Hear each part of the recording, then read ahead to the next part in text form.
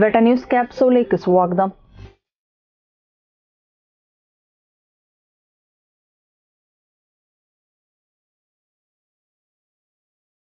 അനധികൃത മദ്യക്കടത്തിനിടെ യുവാവ് പിടിയിൽ. ഒഴിയൂർ സ്വദേശി മൂത്തേടത്ത് പ്രവീണിനെയാണ് തിരൂർ പോലീസ് അറസ്റ്റ് ചെയ്തത്.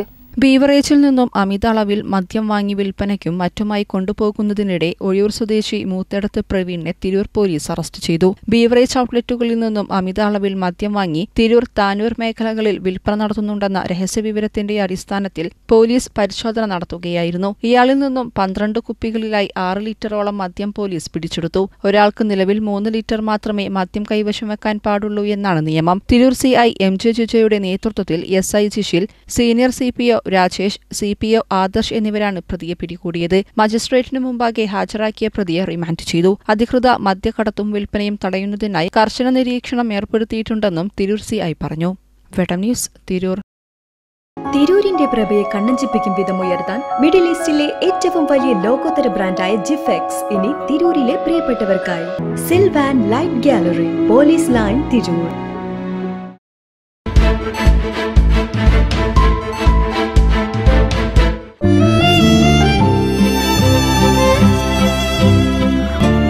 എന്റെ ഇഷ്ടങ്ങൾ എന്റെ ഫാമിലിക്ക് അറിയാം.